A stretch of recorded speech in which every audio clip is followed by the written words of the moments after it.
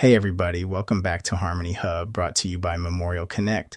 I'm your host, Lamar Hampton, and today we're traveling back to the roots, specifically the ancient tradition of African libations, a ceremony that's been flowing literally and spiritually for generations across West Africa. Think Yoruba, Igbo, Ewa, and so many other peoples. Now, I don't know about y'all, but I'll be honest. Libation wasn't something my family talked about when I was growing up. Maybe you're like me. Maybe you just heard about it for the first time at a wedding or a funeral and thought, wait, what are we pouring out and for who? Well, this tradition actually goes way, way back, and its heart is pretty simple. It's about honoring our ancestors and letting their presence and wisdom enter our space. Whether it's a cup of water, a splash of wine, or sometimes something a little stronger, libation starts with pouring liquid either onto the earth, sometimes into a plant, or in all four directions. But what matters even more than what you pour is the intention behind it. Prayers spoken, the names said out loud, and those moments of real quiet acknowledgement. There's something about hearing someone call out, "We honor Aunt Helen, we honor Grandpa George," that just, it hits differently. And here's the part people often miss. This isn't just for funerals, birthdays, weddings, graduations, any milestone you can imagine. Libations open the celebration in a way that says, we know where we come from and we want our people in the room, even if we can't see them. I got to share a personal moment that's always stayed with me. First time I ever truly experienced a libation was at my father's funeral. I was grieving. Everyone was quiet. And then the celebrant started calling out our ancestors' names I'd only ever heard in old family stories. As she poured water slowly into the earth and spoke, it was like I could feel my whole lineage gathering around us. The room got heavy. No, not heavy, more like full with this love and connection. People cried. People smiled. I think that was the first time I understood why we do this ritual, not just as tradition, but as a real act of healing and remembrance. That moment, honestly, was transformative. Now, if we dig a bit deeper, what is it that gives libation its spiritual punch? Well, it's the bridge this ritual builds between the living and those who've transitioned. Instead of saying goodbye, you're saying, stay with us, guide us, celebrate with us, pouring in the four directions, calling each ancestor by name, joining together in prayer or silence. Those are all parts of keeping that relationship alive. It's not a one-way street. We're not just remembering them. We're inviting their wisdom right into whatever moment we're marking. I got to sit down with Iya Ifanike Omawale, a powerful celebrant who's helped so many families through these rituals.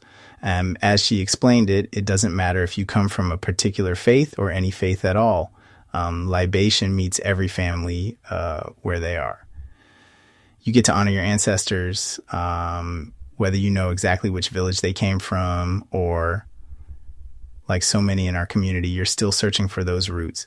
The important thing is everyone gets a seat at the table, and every voice gets to be heard, even voices from the past. And sometimes I think about how do our other ways of memorializing people compare. We put together slideshows, we write eulogies, we sing songs. Goodness knows we've covered a lot of those on this podcast, but sometimes those rituals can feel a little, distant, or like you're supposed to sit quietly and watch rather than join in. What I love about libation is that it's unapologetically communal.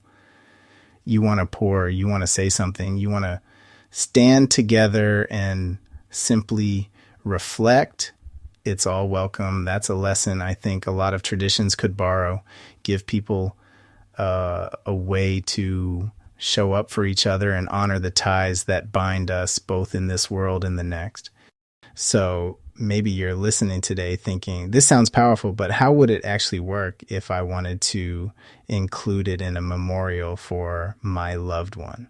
Good question. A professional celebrant like Iaifanike Omawale or others you'll find through Memorial Connect. We'll usually start with a consult. They'll want to know about the person you're honoring, which ancestors mean the most, how your family feels about being involved. Yeah, and the point is to make the ritual traditional, but also deeply personal, blending ancient names with contemporary stories. If you're considering adding a libation ceremony, here are a few tips.